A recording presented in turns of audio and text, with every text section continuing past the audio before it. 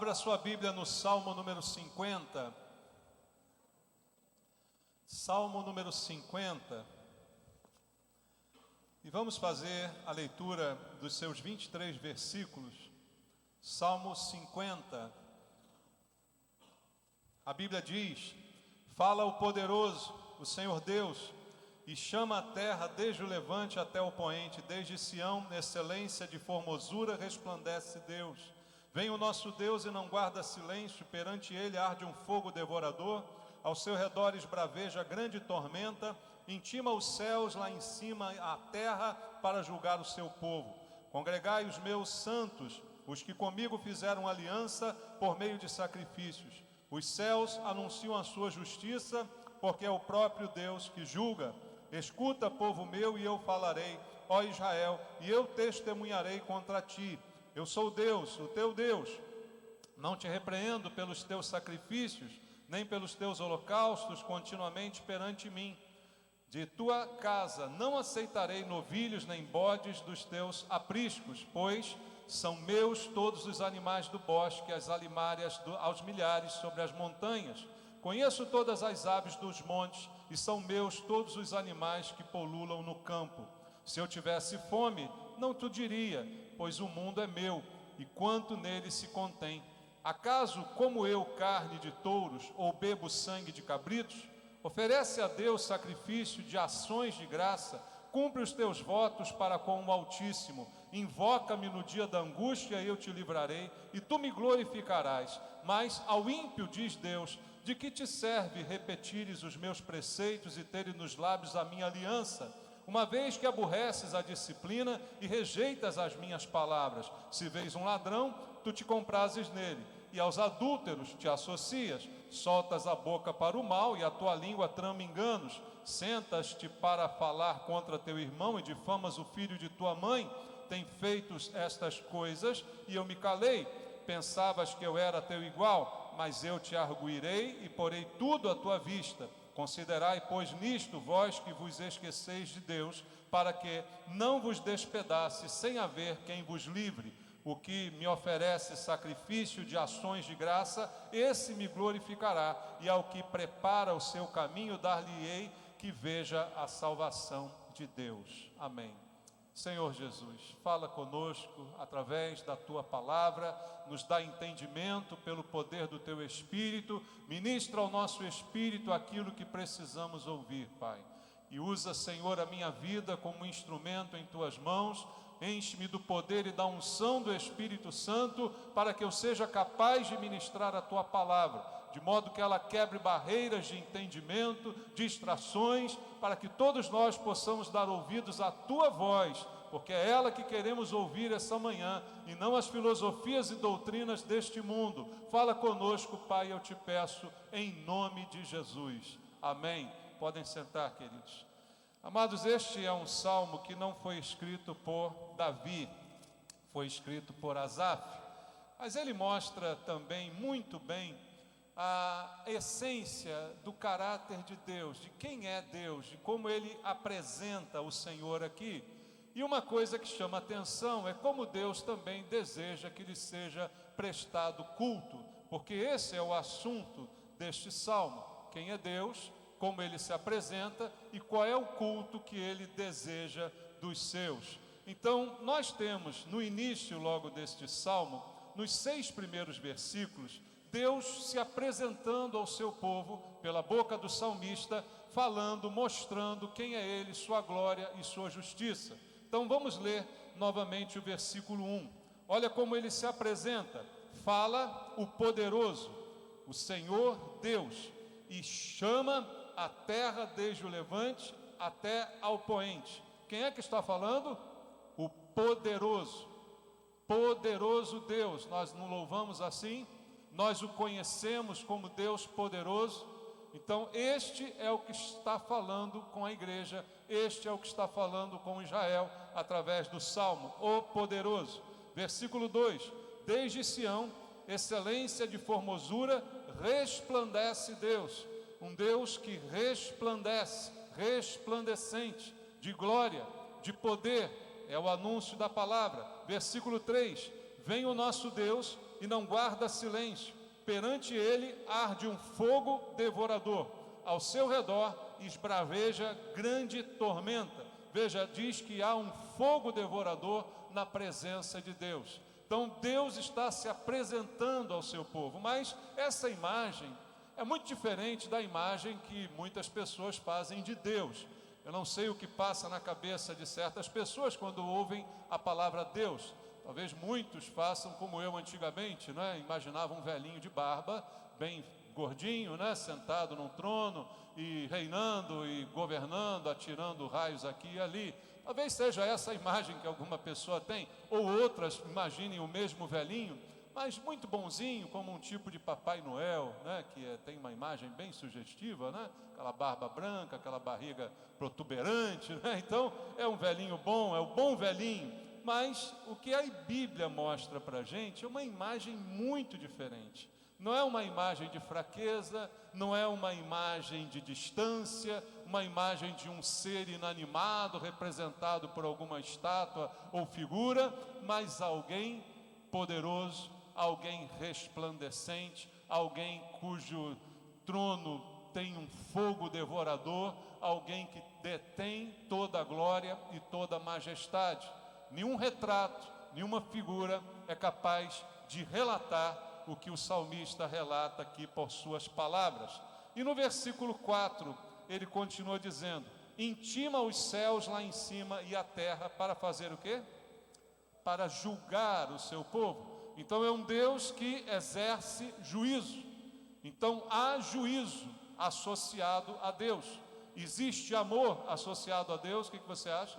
Sim. A Bíblia diz: Deus é amor, e aquele que permanece no amor, permanece em Deus e Deus nele. Então há amor associado a Deus, mas não podemos esquecer que há também juízo. Juízo e amor não andam separados, muito pelo contrário, andam juntos. Mas Deus exerce o seu juízo. Versículo 5: congregai os meus santos, os que comigo fizeram aliança, por meio de sacrifícios. Você fez uma aliança com Deus? Por meio de sacrifícios? Foi, não foi? Quem foi o seu sacrifício?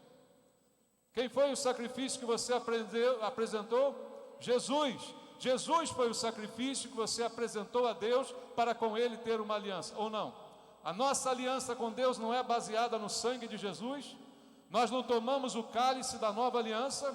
Então nós também não temos uma aliança com Deus baseada em sacrifício, só que não é baseada no nosso sacrifício, porque o nosso sacrifício é ineficaz para promover esta aliança.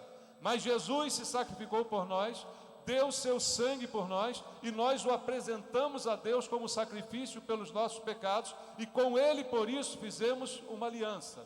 Então esse texto também tem tudo a ver com a igreja, porque tudo que tem a ver com o povo de Deus Israel também tem a ver com a igreja, porque a igreja, embora não tenha substituído Israel, ela também hoje é o povo de Deus, porque foi enxertada na mesma videira. Então nós somos povo de Deus, temos com Deus uma aliança feita também através de sacrifício. E no versículo 6 diz: os céus anunciam a sua justiça, porque é o próprio Deus que faz o quê? Que julga. Ele julga. Deus é juiz.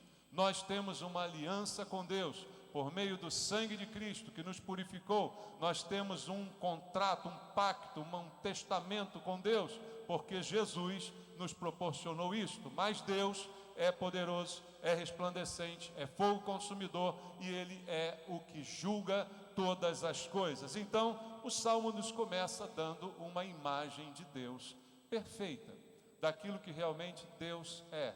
E a Bíblia diz: de Deus não se zomba, porque o homem semear, ele ceifará. Então Deus é um Deus de amor, mas Deus não é um Papai Noel, Deus não é um bom velhinho. Deus é um Deus de amor, mas que tem que ser respeitado, tem que ser temido, porque é juízo, porque é fogo consumidor, porque é juiz de todas as coisas. Então nós temos que entender quem é Deus, para que depois possamos ter com Ele um relacionamento baseado na verdade e não na mentira. Então esse é Deus que está sendo apresentado. A partir do verso 7, esse mesmo Deus começa acusações. E contra quem são estas acusações? Contra Israel, contra o povo de Deus. porque o povo de Deus assumiu um relacionamento com Deus deturpado. Então eu posso pegar estas acusações e trazer para a igreja, para que a gente analise se também nós, no caminhar da nossa vida com Deus, não temos também assumido um relacionamento deturpado com Ele.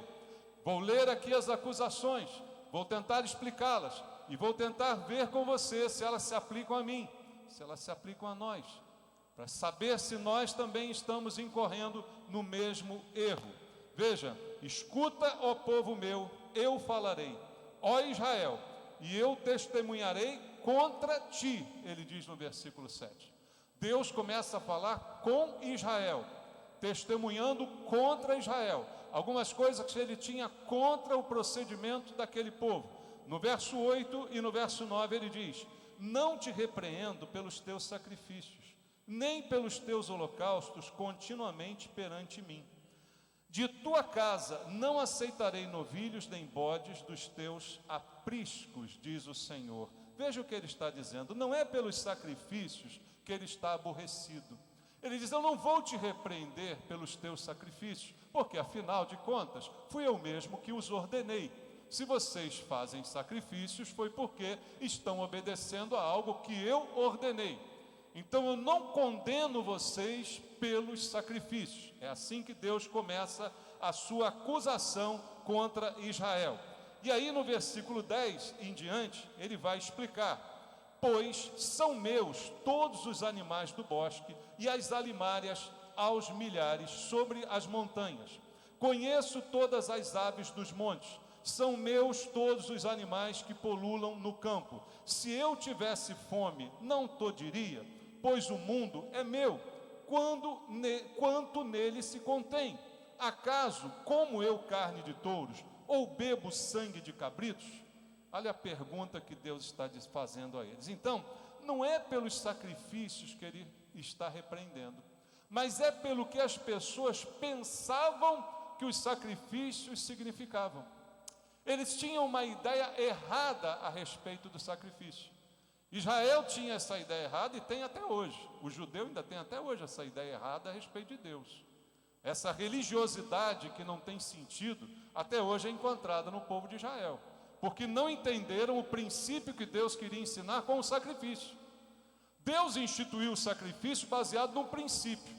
Israel ignorou o princípio e continuou praticando o sacrifício. Até hoje na macumba se faz sacrifícios e tentando encontrar alguma base bíblica até para isso. Alguns até tentam isso, né? Porque não entendem o princípio do sacrifício. O princípio que Deus queria ensinar com o sacrifício àquele povo era o seguinte: olha, quando você pecar, e pecado é uma coisa que me ofende, pecado é uma coisa que te separa de mim, eu não posso ter comunhão com você. Mas o pecado, ele tem um salário, que é a morte, há um preço de sangue por causa do pecado. Então, para que eu não mate você, você sacrifica um animal, e você então se identifica com esse animal, o apresenta diante de mim, sente a dor daquele animal, porque você coloca a mão sobre a cabeça dele enquanto ele está sendo morto, e aí você se constrange por saber que aquele animal está morrendo por culpa sua, e aí você então se constrange com isso e decide não pecar mais, decide viver uma vida santa. Eu não instituí o sacrifício para você ficar pecando, trazendo sacrifício, pecando, trazendo sacrifício, pecando, trazendo sacrifício. Ou seja, você já não se constrange mais com isso, isso já não se incomoda, você já não se comove com a morte dos animais, mesmo sabendo que elas são por sua causa. Então o problema não são os sacrifícios, mas são que eu não entendi o princípio deles. Da mesma forma que alguém hoje pode não entender o sacrifício de Jesus. Olha, por que Jesus precisou morrer por mim? Porque o salário do pecado é a morte. E se ele não tivesse morrido, eu continuaria culpado pelos meus pecados e a culpa deles permaneceria sobre mim. Mas o sangue de Jesus me livra de todo pecado, como diz a Bíblia. Ele é a propiciação pelos meus pecados, e não somente pelos meus, mas pelos do mundo inteiro. Então eu percebo que nele eu vi uma morte que me salvou. E eu me constranjo, porque a Bíblia diz: o amor de Cristo nos constrange pelo fato de ele ter morrido por nós, sendo nós ainda pecadores. Ele não esperou a gente ficar bonzinho para morrer, não, ele morreu na condição que eu era, pecador, mas eu então atribuo a mim o sangue de Cristo para que eu seja livre do preço do pecado. Esse era o princípio. Deus instituiu o sacrifício para que esse princípio passasse a ser, no futuro, entendido pelo povo de Israel quando ele enviasse o Messias. Mas a prova de que Israel nunca entendeu isso é que Israel não entendeu e não entende até hoje porque que o Messias morreu. Porque eles esperavam um Messias que viesse para reinar, para botar a ordem na casa, para governar todo mundo, e não um Messias para morrer, porque não entenderam o princípio do sacrifício. Então Deus diz assim: olha, não é pelo sacrifício, porque o sacrifício foi eu que ordenei, mas é pelo que você pensa que ele representa. Você acha que eu peço sacrifício porque eu tenho fome? Porque eu gosto de comer carne de bicho? Você acha que eu peço sacrifício porque eu quero beber sangue de animal? Deus fala isso aqui. Ele diz: olha, primeiro, são meus todos os animais. Então até aquilo que você me dá já é meu. Olha Deus quebrando o barato de muita gente aí, né? Achando que trouxe para Deus uma oferta. O que você traz para Deus? Eu trouxe uma oferta aqui para Deus. Mas isso já era de Deus. Percebe? O que você dá a Deus já era de Deus. Se você dá o dízimo, já era de Deus. Se você dá a oferta, já era de Deus. Se você faz um trabalho, qualquer coisa, achando que está se sacrificando para Deus, isso já era de Deus, porque você é de Deus. Porque do Senhor é a terra, diz o Salmo 24, e tudo que nela contém pertence ao Senhor. Então quando eu dou um bicho para Deus, aquele bicho era de Deus. Ele diz assim: eu não preciso desse bicho, porque esse bicho é meu. Eu conheço todos esses bichos. Se eu tivesse fome, eu não falava com você, porque o mundo é meu, versículo 12, e tudo que nele contém.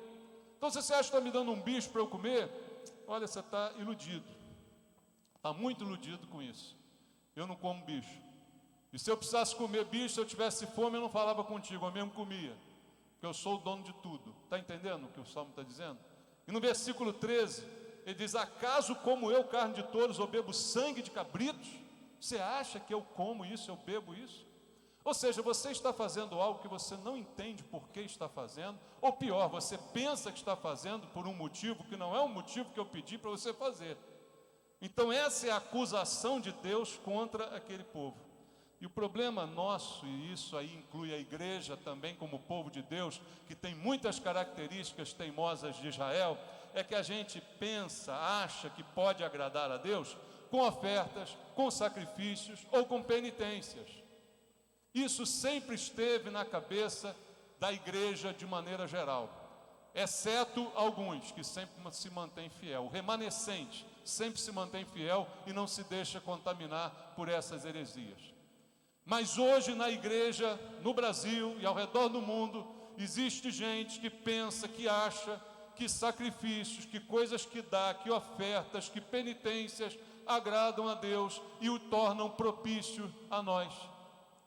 Quem é a propiciação pelos nossos pecados? A Bíblia diz: Jesus Cristo. E se eu der para Deus um cheque bem gordo, sabe quem vai ficar feliz? O pastor. Mas Deus não está ligando para isso, porque você não vai comprá-lo com isso, você não vai conquistá-lo com isso, ele não se tornará propício a você por causa disso. Essa é a grande maldição do nosso tempo. As igrejas que ensinam que dando você recebe mais. Essa é a grande maldição do nosso tempo. A igreja que acha que você pode comercializar com Deus, porque você dá alguma coisa, então ele é obrigado a te dar um outro tanto a mais, porque Deus não precisa do que você dá a ele, até porque já é dele o que você dá a ele. Entende isso, irmãos? Mas ele quer a sua fidelidade, óbvio, mas não porque ele precisa do que você vai trazer, mas ele quer ver o seu coração. Por isso está em primeiro lugar o coração. Por isso Deus se agradou de Abel e não se agradou de Caim. Está escrito na Bíblia: agradou-se Deus de Abel e de sua oferta, ao passo que de Caim e de sua oferta não se agradou. A pessoa vai antes da oferta. O que agrada a Deus é o coração, e o coração só Deus vê. O coração com que trago alguma coisa, o coração com que faço alguma coisa. Aí eu me sacrifico por essa igreja, eu faço, eu limpo, eu me dou, eu venho todos os cultos, e Deus não faz nada por mim. Essa é a ideia que Deus está condenando aqui. Essa religiosidade barata que leva o homem ao engano de achar que por fazer alguma coisa para Deus, que ele pensa que é para Deus, mas na verdade não é, porque é para ele mesmo. Pensa, quando eu dou a Deus um sacrifício e espero outro tanto, eu não estou fazendo algo para Deus, estou fazendo algo para mim. Estou investindo em mim, no retorno que eu espero obter com o meu comportamento. Esse é o grande mal da religião, da religiosidade, que é um espírito maligno que está aí hoje aportando em todos que é lugar, da ilusão das pessoas em acharem que ao fazerem algo, pensando em ganhar outro tanto, estão de alguma forma fazendo algo para Deus. Não, você não está fazendo algo para Deus, você está fazendo algo para você. Seja por medo do inferno, seja por medo de punição, seja para ganhar outra bênção, não importa, tem gente que também faz por medo. Eu vou fazer porque senão vai cair um raio na minha cabeça, Deus não vai me abençoar, e porque vai acontecer o seguinte, vai acontecer aquilo, então eu vou para o inferno, por medo também. Não é, aí é tudo por você também. Seja por medo ou por desejo de bênção, você só está pensando em você. Você não está pensando naquele a quem você quer agradar, porque talvez você não queira agradá-lo. E é isso que Deus está condenando aqui. E aí do verso 14 ao verso 15, Deus diz o que realmente lhe agrada. Olha o que eu espero. Oferece a Deus sacrifício. Mas sacrifício de quê? De bode, de touro, de ovelha. Sacrifício de quê? Ações de graças. E cumpre os teus votos para com o Altíssimo. Invoca-me no dia da angústia, eu te livrarei e tu me glorificarás. Em 2 versículos, Deus resume o que Ele quer. É isso que eu quero. Não são seus bodes, suas vacas, suas ovelhas. Não é isso que eu quero. O que eu quero é o sacrifício de ações de graças. O sacrifício de gratidão. Como diz a Bíblia, já no Novo Testamento, o louvor, o sacrifício vivo, santo e agradável a Deus, que é o nosso culto racional. Um culto que eu entendo porque estou cultuando. Não é um culto em que alguém lavou o meu cérebro para eu assumir um comportamento, mas é um culto em que eu estou de posse das minhas faculdades mentais para cultuar a Deus, entendendo quem Ele é, quem eu sou e o quanto essa relação é importante. Esse é o culto racional, que é o sacrifício vivo, santo e agradável a Deus. Sacrifício de ações de graça. Relacionamento. O que Deus deseja é relacionamento. Não é apenas condicionamento. A gente condiciona animais a fazerem alguma coisa por um pedacinho de açúcar, por um torrãozinho de açúcar. Você já viu alguém adestrar um animal, seja um cavalo, um cachorro? O adestrador faz lá, o bicho faz o que ele quer e ele dá um negocinho na boca do cachorro. Você já viu? Às vezes ele até disfarça, mas ele sempre dá um negocinho na boca do bicho. Seja cachorro, seja ave, seja o que for. Deus não está tratando com bichos para serem adestrados. Ou seja, faz o que eu quero e eu te dou um torrãozinho de açúcar. Ele está querendo um relacionamento com a gente. E um relacionamento que não é traduzido nessa religiosidade que a gente tem visto por aí e que tem impregnado o nosso coração como cristãos. Essa religiosidade barata, simples, de toma lá, dá cá, de fazer para receber aplausos, de cumprir tudo direitinho, para estar na linha, para conseguir o que eu quero de Deus, enquanto o que Ele quer de mim, ações de graças, ações que representem a minha gratidão, ações que denotem o quanto sou grato a Deus pela salvação que eu não merecia, o quanto sou grato a Deus pela sua graça que me alcançou, ações, atitudes, é o que Deus espera de mim. E Ele diz também que com isso eu terei um relacionamento com Ele a ponto de invocá-lo no dia da angústia e Ele me livrar, e eu então o glorificar como recompensa, entre aspas. Eu o invoco, Ele me livra e eu o glorifico. Relacionamento. Não porque eu comprei, não porque eu disse, ó Deus, eu estou te dando aqui um negócio, vê se me livra, tá bom? Não é assim que algumas pessoas pensam. Ó Senhor, botei aqui o dízimo, vê se faz o meu negócio prosperar, porque senão eu vou investir em outro lugar. Não é assim que algumas pessoas pensam? Senhor, eu fiz direitinho aqui, eu cumpri o dever de casa, agora vê se... Não, Deus quer que você antes agradeça, porque se você hoje está em condição de dar algo a Deus, é porque você já é povo de Deus. Porque de quem não é povo de Deus, Deus não espera nada. Por isso que eu sempre disse aqui, dízimos e ofertas é só para quem é crente. O não crente que vem aqui nos visitar e tal, eu não quero que ele dê nada aqui não. Porque senão ele pode dar e ficar achando que ganhou algum benefício por isso. Dízimos e ofertas são privilégios do crente. É o crente que tem o privilégio de participar. Então, se eu posso dar alguma coisa, que eu já sou povo de Deus. E se eu já sou povo de Deus, eu tenho que começar a agradecer por isso. E não ficar reivindicando coisas. E não ficar aí, Senhor, negociando com Ele. Não, eu já sou salvo. Eu já sou povo. Eu já fui perdoado. Eu não mereci e fui salvo. O que mais eu quero? Eu quero agradecer a Deus. E aí ter com Ele tal intimidade que quando eu invocá-lo, Ele me ouvirá. E quando Ele me ouvir e me abençoar, eu vou glorificá-lo ainda mais. Não simplesmente porque Ele fez alguma coisa, mas porque eu sou salvo. E porque Ele tem esse relacionamento comigo. E a minha vida então volta a ser para a glória de Deus. Você sabia que você foi criado para a glória de Deus? Deus criou o homem para a sua glória, mas o pecado afastou o homem desse propósito. Então quando Deus restaura você, restaura para a glória dele. Para saber que existe alguém que o serve sem querer nada em troca. A glória de saber que tem alguém que o ama sem negócio, sem barganha. Porque senão Deus obrigava todo mundo a fazer o que Ele quer. Olha, eu quero que essa parte aqui creia e que essa parte aqui não creia. Pronto, resolvi isso aqui, agora está tudo bem. Temos uns bonecos aqui na minha mão. Não, Deus me deu a liberdade de crer ou não crer. Deus me deu a liberdade de servi-lo sem esperar nada em troca. Deus me deu a capacidade de amá-lo sem barganhar esse amor. E é isso que Ele quer, relacionamento.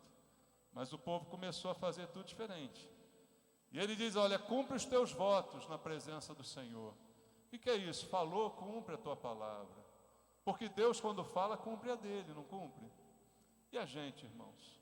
Quantas vezes a gente já prometeu tanta coisa, Senhor, vou fazer, mas tudo condicionado, né? Se o Senhor fizer isso assim, eu faço aquilo assim, não. Tá, e aí? E Deus faz e você nem assim faz, né? Pior é isso ainda, né?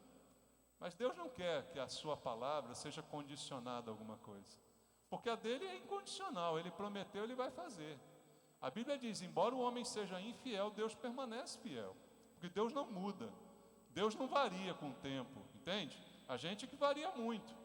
Então Ele diz, olha, cumpre os teus votos. Honre a tua palavra. Seja alguém digno, porque Deus é um Deus digno.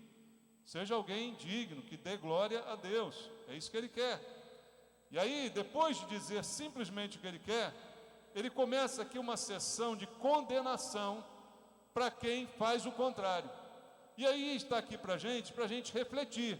Olha o que Ele diz no versículo 16. Mas ao ímpio diz, de que te serve repetires os meus preceitos e teres nos lábios a minha aliança? Pessoas que repetem os preceitos de Deus e têm nos lábios a aliança de Deus, ou seja, a palavra de Deus, são pessoas religiosas, concorda? Por quê? A pessoa cumpre e a pessoa fala. Mas como é que Deus chama essas pessoas aqui no verso 16? Ao ímpio. Eu acho que a gente tem uma ideia errada do que é ímpio, irmãos. Os crentes usam muito essa palavra ímpio para se referir a qualquer pessoa, não é? Mas Deus usa essa palavra para se referir a gente que está no meio do seu povo. Assim como Jesus disse que na igreja haveria o joio e o trigo. O joio é esse ímpio que está na igreja, que sabe a Bíblia de cor, que conhece os preceitos de Deus, que traz os seus sacrifícios, mas na visão de Deus é ímpio. Esse ímpio eu posso substituir como religioso. Tem tanta gente que eu já vi se orgulhando, eu sou uma pessoa religiosa. Você já viu gente falando assim? Olha, eu sou uma pessoa muito religiosa. Olha, isso é um perigo, sabe? Porque eu acho que Deus está dizendo aqui que essa pessoa é ímpia, por ter esse tipo de pensamento retratado aqui no Salmo número 50.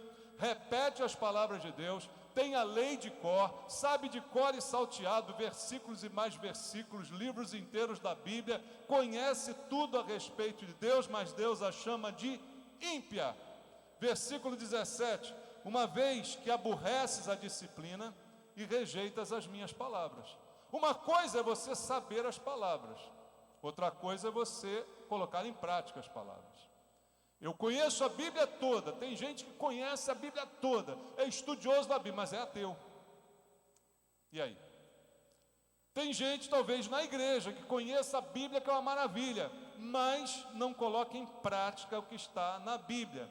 E olha, rejeita as palavras, porque eu falo para os outros a palavra, mas eu rejeito para mim a palavra. E outra coisa que diz o versículo é que eu aborreço a disciplina. Eu não gosto de ser chamado a atenção, eu não gosto de nenhum tipo de disciplina, e se Deus me disciplinar, eu brigo com Ele, eu fico de mal com Deus. Você já viu gente na igreja dizendo que está de mal com Deus? Eu já vi, várias vezes, ao longo dos anos. Estou de mal com Deus, porque você é ímpio, ímpio fica de mal com Deus, mas crente não fica de mal com Deus. A gente precisa encarar esta realidade descrita na Bíblia. Versículo 18: se vês um ladrão, tu te comprases nele, e aos adúlteros te associas. As mesmas pessoas religiosas que conhecem a Bíblia, não gostam de disciplina, se associa a ladrão e acompanha adúlteros. Irmãos, como nós chegamos a isto na igreja atual? Na igreja atual de Jesus Cristo, igreja, não estou falando de denominação, no geral, você vai encontrar lá dentro gente que ainda está adulterando, gente que ainda está roubando. Ex-adúlteros e ex-roubadores, amém, glória a Deus por isso. Mas atuais adúlteros e atuais roubadores é o cúmulo da hipocrisia. Concorda comigo? É o cúmulo. Porque eu conheço a palavra, mas ela não se aplica a mim. Eu digo a você para não roubar, mas eu roubo. Eu digo a você para não trair, mas eu traio. É esse o comportamento? Mas muita gente assume esse comportamento, e Deus estava falando de algo real, que acontecia, não é algo que poderia acontecer, é algo que acontecia em Israel. E eu pergunto, não acontece na igreja? Israel é diferente da igreja? Acontece na igreja, irmãos. E é um engano, porque a pessoa não se culpa, ela não se disciplina porque ela não se acha errada, ela se acha certa, ela se orgulha da sua religiosidade, ela se orgulha dos sacrifícios que traz, ela se orgulha do conhecimento bíblico que possui, mesmo que ele não se traduza numa mudança da sua própria prática de vida. Veja o que diz o versículo 19: soltas a boca para o mal e a tua língua trama enganos. O que é isso? É o crente fofoqueiro. Está rindo, irmão? Existe crente fofoqueiro? Não. Aqui na igreja? Não. Hã? Existe crente fofoqueiro, irmão? O que faz o crente fofoqueiro? Solta a boca para o mal e a língua trama enganos. Fala mal de quem quer que seja, do que quer que seja. E a língua está sempre tramando, jogando um contra o outro. Mas eu sou religioso. Não, mas eu dou o dízimo. Não, mas eu faço tudo certinho. Esse foi o comportamento que Jesus repreendeu nos fariseus. Jesus não falou mal dele fazer o que fazia. Ele diz, olha, eu dou o dízimo do endro, do cominho, eu sou bem rigoroso em tudo que eu faço. Ele disse, você deveria fazer isso, mas você está se esquecendo do principal: justiça, misericórdia e fé. Então você está esquecendo do que é mais importante. Você está colocando a prática da religião acima do relacionamento comigo. E parece uma coisa absurda, porque religião é religare, seria de voltar ao relacionamento. Mas eu transformei religião em outra coisa. Eu transformei religião em algo que satisfaz o meu ego e que me faz me considerar bom. É o engano de Satanás dos últimos dias, irmãos. Me considerar bom, me considerar legal, porque eu conheço a Bíblia, sou religioso, frequento os cultos, sou dizimista, sou isso, sou aquilo outro, e eu acabo acreditando que eu sou bom. Eu acabo acreditando que todo mundo é ruim, e eu acabo deixando a minha língua fazer essas coisas. Versículo 20: senta-te para falar mal contra teu irmão e difamas o filho de tua mãe. Fala mal dos irmãos. Diz a Bíblia que o Senhor abomina várias coisas. Ele odeia 6 coisas, mas a 7ª ele abomina. É o que semeia contenda entre os irmãos. Deus abomina isso. E esse religioso tem a prática, tem um costume de fazer isso. Esse é o quadro pintado por Deus no Salmo 50. Mas Deus não faz um julgamento e um juízo sem apresentar uma solução. Por isso, irmãos, disse Jesus que o joio não seria separado agora, só na consumação, porque ainda dá tempo do joio virar trigo, está entendendo? Ainda dá tempo do religioso virar um homem de Deus, uma mulher de Deus. Ainda dá tempo da gente interromper na nossa vida esse engano de Satanás e começar a ter um relacionamento de Deus com Deus digno.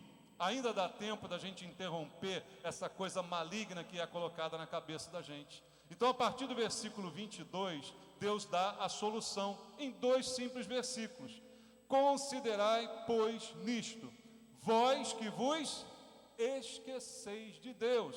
Ele diz: essas pessoas, embora conheçam a minha palavra, embora pratiquem tudo direitinho, na verdade se esqueceram de mim. Embora tragam sacrifícios, apresentem bodes e carneiros, se esqueceram de mim. Então ele diz: visto que você se esqueceu de Deus, para que não vos despedace sem haver quem vos livre, o que me oferece sacrifício de ações de graça, esse me glorificará, e ao que prepara o seu caminho, dar-lhe-ei que veja a salvação de Deus. Deus primeiro diz no verso 22, considerai, pois, nisto. O que ele está dizendo para você que é joio, para você que é religioso, para você que ainda não tem um relacionamento com Deus? Bote a cabecinha para pensar, considere. Dá tempo de pensar ainda, você tem cabeça para pensar. Eu estou errado em todos os meus pensamentos sobre Deus. Eu estou errado no meu sentimento de religiosidade. Eu estou errado em achar que eu posso trocar alguma coisa com Deus. Eu estou enxergando isso pela Bíblia. Considere isso, para que Ele não te despedace, para que ainda haja uma esperança para você. Ele diz: pense nisso muito bem, abra os olhos. Em outras palavras, é o que Deus está dizendo. Então, os religiosos hipócritas vão receber uma condenação, e ele diz: abra os olhos antes que isso suceda com você. E aí no verso 23 a solução: o que me oferece sacrifício de ações de graça, veja, ele volta de novo, aquela solução já apresentada anteriormente. O que eu quero de você? Ações de graça. É isso que você vai fazer para me glorificar. Ações que mostrem o quanto você é grato, enquanto você é grato por ter um relacionamento comigo, e ao que prepara o seu caminho, dar-lhe-ei que veja a salvação de Deus. Veja o seu caminho, veja por onde você anda, veja o rumo que a sua vida está tomando, veja o que essa religião que não leva a nada tem feito com você. Interrompa esse caminho de morte enquanto é tempo, vire trigo enquanto é tempo, enquanto não começa a colheita, irmãos. Essa é a solução. Seja grato a Deus por um relacionamento genuíno com Ele, e tire do teu coração qualquer superstição, qualquer sentimento que pode trocar algo com Ele. Coloque isso abaixo, e você vai viver da maneira que Deus deseja, e vai ver a salvação de Deus. Que Deus te abençoe com a palavra. Amém? Vamos orar. Senhor Jesus, nós ouvimos a palavra de Deus essa manhã, e queremos, Pai, que ela toque nos nossos corações de tal forma que ela possa mudar pensamentos, manias, conceitos errados que temos recebido há tanto tempo, que já se enraizaram na nossa mente. Pai, tira esse mal pela raiz, Senhor, esse mal da religiosidade, tira pela raiz, para que nós possamos ter um relacionamento genuíno contigo, baseado, meu Deus, na gratidão que temos por algo que o Senhor fez sem que nós merecêssemos. Que a gente entenda que quando damos alguma coisa, quando sacrificamos alguma coisa, não é para ganhar alguma coisa, mas é porque o Senhor é digno disto, e o Senhor é digno de toda honra e toda glória, todo louvor. O Senhor é digno das nossas primícias, o Senhor é digno de ser colocado em primeiro lugar na nossa vida, Pai. Fala ao teu povo, Pai, essa manhã. Fala conosco, Jesus. Muda a vida de cada um para que diminua o número do joio, Pai, e aumente o número do trigo. Deus, em nome de Jesus, toca em corações essa manhã, para que haja mudança e transformação. Para isso veio a Tua palavra, para nos transformar, Senhor, e que ela cumpra os Teus propósitos. É o que eu te peço em nome de Jesus. Amém.